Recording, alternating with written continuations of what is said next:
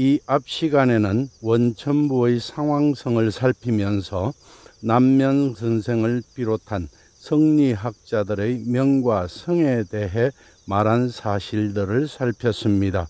오늘은 이 앞 시간에 이어 원천부에 나타난 상황성과 상호 텍스트성을 살펴 남명 선생의 생각을 살펴보도록 하겠습니다. 원천부 전체는 따로 제목 밑에 있는 설명란에 넣어두었습니다. 필요할 때 더보기를 누르면 원천부 전체를 보실 수 있습니다. 남명 선생의 원천부 텍스트의 논리 전개 방식은 시작과 끝에 말하고자 하는 바를 배치하고 있습니다. 화면에서 보듯이 처음은 하늘의 근본을 둔 물에 대하여 말하고 있습니다. 하늘의 근본을 둔 물은 화면의 07에서 종초원지 연년, 애초에는 물이 졸졸 솟구치지만 08에서 위 천지의 역족, 천지에 다 넉넉하다고 합니다. 이렇듯 원천부의 처음은 하늘의 근본을 둔 물에 대하여 말하고 있습니다. 그리고 원천부의 끝에서는 화면 56, 57에서 보듯이 다시 사람이 하늘의 법칙에 근본해야 함을 말하고 있습니다.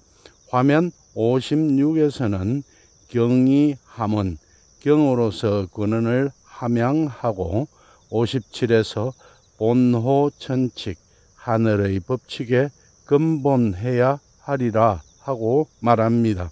이를 좀 더 자세히 살펴보면 남명 선생의 원천부 앞부분에서는 화면에서 보듯이 05와 같이 먼저 하늘의 근본을 둔 땅속의 물과 06과 같이 하늘의 근본을 두지 않은 길가에 고인 물을 대비시켜 05에서는 징일천지 필비 솟아오르는 한 샘물의 모습은 06에서 이배수지 여복 오목한 땅에 고인 잔의 물과는 다르다고 합니다. 그리고 01에서 유지중지 유수 오직 땅속에 물이 있는 것은 02에서 유천일지 생북 천일이 북쪽에서 생기기 때문에 땅속의 물은 하늘의 명에 따르는 근본이 있는 물이라는 것입니다. 하늘의 근본을 둔 물은 길가에 고인 물과는 달리 03에서 본어 천자무궁 하늘의 근본한 것은 무궁하니 07에서 종초원지 연년 애초에는 물이 졸졸 솟구치지만 08에서는 위천지의 역족 천지에 다 넉넉하다고 합니다. 그리고 13에서 동불사의 곡신과 같이 죽지 않는다고 합니다. 이에 빗대어 화면에서 보듯이 원천부 뒷부분에서는 57에서 사람이 본호 천칙 하늘의 법칙에 근본해야 한다는 것을 말하면서 그 방법과 결과에 대해 말하고 있습니다. 방법은 56에서 경이함은 경으로서 근원을 함양하고 학문을 쌓아 52에서 학이 위본 학문으로 근본을 삼으면 53에서 결과로 감만능요 미혹의 감정이 마음을 능히 어지럽히지 못한다고 합니다. 또 화면의 21에서 보듯이 남명 선생은 구인사지 하행 일상생활에서 실천할 수 있는 일을 궁구함이 22에서는 오묘한 이치인 근천리지 상달 천리에 도달하는 근본이라 합니다. 그리고 27에서는 사람이 하늘의 법칙에 근본하면 작은 덕은 흐르는 냇물 같고 큰 덕은 무궁한 조화를 이루어 30에서는 귀만수어 일극 만물의 다양함이 한 가지 이치로 귀결되어 31에서 지극한 정성이 자연스레 나타나는 결과를 갖는다는 것입니다.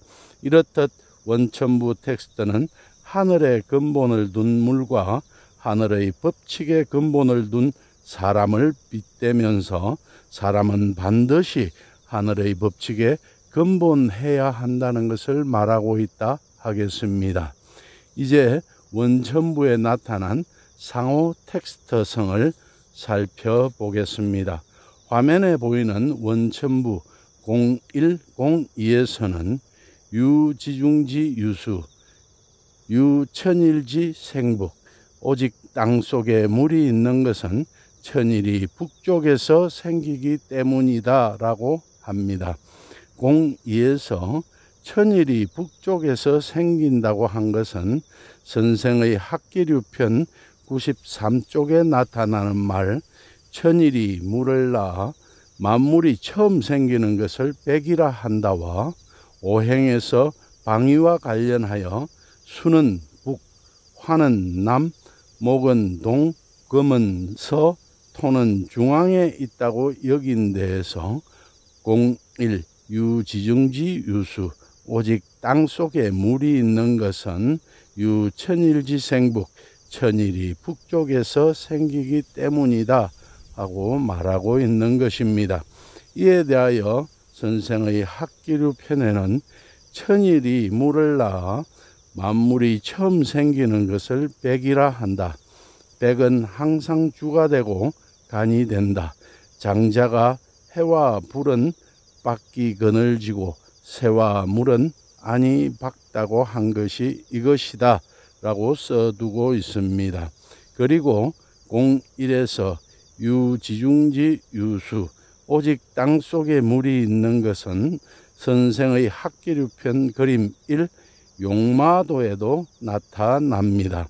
용마도에서 맨 아래를 보면 처음 시작하는 하얀 동그라미 하나에 곤과 지, 수와 북이 적혀 있습니다. 수로는 하얀 동그라미 하나로 처음 시작하는 1입니다. 여기에서 시작합니다. 이는 하늘이 처음으로 땅속에 물을 내었는데 북쪽의 땅속에서 물이 생겼다고 하는 것입니다. 이러한 사실은 훈민정음 해례본 제자해에도 나타납니다. 훈민정음 제자해에 홀소리, 모음, 오를 설명하면서 오가 처음으로 하늘에서 나니 하늘의 수로는 1이고 물을 낳는 자리이다 라고 합니다. 용마도에서 하얀 동그라미 하나의 자리는 하늘이 처음으로 북쪽에 물을 낳는 그러한 자리라는 것입니다. 여기에서 맨 먼저 오가 만들어졌습니다. 가운데 하늘, 아래 아가 있고 그 아래 북쪽 물의 자리에 땅어가 있으니 오가 만들어진 것입니다. 선생의 원천부 0102에 나타난 말, 즉 오직 땅속에 물이 있는 것은 천일이 북쪽에서 생기기 때문이다는 훈민정음 해례본 제자해에 나타나는 말과 일치합니다. 하늘이 맨 처음 북쪽의 땅속에 물을 내었다는 것입니다. 여기에서 훈민정음 해례본 제자해의 이야기가 나왔으니 잠깐 쉬어가는 의미에서 훈민정음에 나타난 홀소리, 모음 제자해에 대해 조금 더 말씀드리겠습니다. 다 아시겠습니다만 훈민정음에서 홀소리, 모음은 화면에 보이는 천지인 삼재로 만들어졌습니다. 화면 위에서 보듯이 천 아래 아, 지, 인, 이입니다. 이들을 결합하여 먼저 홀소리, 단모음을 만들었습니다. 화면 아래에 있는 그림을 보면 천, 하늘인 아래 알을 가운데 두고 지, 땅이 처음에는 아래 북쪽에서 시작하여 왼쪽으로 돌아갑니다. 땅이 북쪽에서 동쪽으로 돌아 남쪽으로 갑니다. 상생의 원리로 돌면서 홀소리, 단모음, 오, 아, 우, 을을 만들었습니다. 그리하여 세종대왕은 홑, 홀소리, 단모음을 아, 이를 포함하여 모두 7개를 만들었습니다.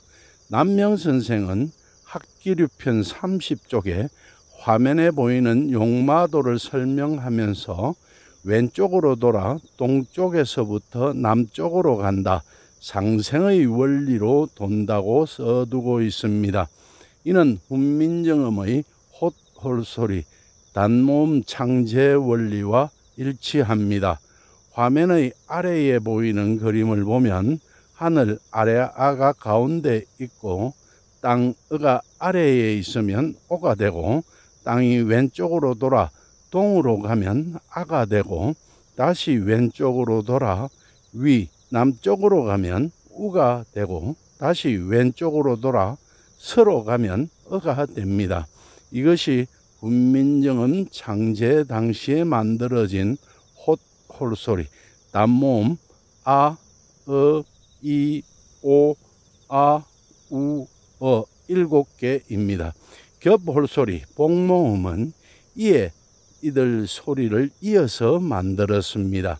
이에서 일어난 소리가 아래 오와 이어지면 겹홀소리, 복모음 요가 되고, 왼쪽으로 돌아 이에서 일어난 소리가 아와 이어지면 야, 다시 왼쪽으로 돌아 이에서 일어난 소리가 위, 우와 이어지면 유, 다시 왼쪽으로 돌아 이에서 일어난 소리가 어와 이어지면 겹홀소리, 복모음, 여가 됩니다. 이렇게 홀소리, 모음 앞에 7개와 합하여 11개를 만들었습니다. 이 홀소리, 모음 11개와 음성기관을 본떠 만든 달소리, 자음 17개를 합하여 새로운 글자 28개를 만들었습니다. 여기에서 설명하지 못한 것은 훈민정음에 관심을 갖고 관련된 책을 한 번쯤 읽어보시면 성리학과 함께 세종대왕의 글자 창제에 대해 많은 도움을 받을 수 있을 것입니다. 다시 처음으로 돌아가겠습니다. 화면 아래에 있는 그림에서 보듯이 홑, 홀소리, 단모음은 가운데 하늘 아래 알을 두고 땅 어가 왼쪽으로 돌면서 만들어졌기에 세종대왕께서는 하늘을 중심으로 땅이 돈다는 태양중심설, 즉 지동설의 진리를 인식하고 있었다고 생각할 수 있습니다. 이러한 훈민정음의 홀소리 창제의 원리를 지동설과 연관하여 맨 처음 이야기한 분은 경북대학교 명예교수이면서 한글학회 이사장으로 계시는 김종택 교수입니다. 그런데 이러한 사실은 남명선생의 학기류편 30쪽에 써두고 있습니다. 선생은 용마도를 설명하면서 앞에서 말했듯이 왼쪽으로 돌아 동쪽에서부터 남쪽으로 간다, 상생의 원리로 돈다 하였습니다. 세종대왕께서 발견하신 하늘을 중심으로 한 상생의 원리를 남명선생도 학기류편에 써둠으로써 밝히고 있어 선생의 해안에 그저 놀라울 뿐입니다. 세계적인 언어학자 마가렛 토마스는 2011년에 펴낸 그의 책에서 인류 역사 이래 세상에서 가장 뛰어난 언어학자 50인을 말하면서 15세기에는 세종대왕을, 20세기에는 쇼시르를 들고 있습니다만, 저는 여기에 더하여 16세기의 남명선생을 세계적인 언어학자로 소개하고 싶습니다. 이렇게 되면 남명조식 선생은 전 인류를 통하여 100년에 한두 명 날까 말까 하는 위대한 언어학자라 할 수 있습니다. 그 까닭은 남명선생의 신명사도에 나타난 심성구조를 오랜 전에 설명하면서 현대언어학의 아버지라 일컬어지는 위 쇼실의 언어 구조와 빗대어 보면서 이미 밝혔습니다. 이는 유튜브 남명TV 제18강에서부터 제22강 남명의 신명사도를 다시 한번 들어보시면 알 수 있을 것입니다. 화면에 보이는 선생의 원천부 0102는 상호 텍스트성을 갖습니다. 상호 텍스트성은 다른 사람의 글이나 역사적 사실 등의 텍스트를 끌어다 쓰는 인유 텍스트를 말합니다. 이를 한자 말로는 용사라 합니다. 오늘은 여기까지 하겠습니다. 다음 시간은 오늘에 이어 남명 선생의 원천부에 나타나는 상호 텍스트성을 계속 살펴보도록 하겠습니다. 감사합니다.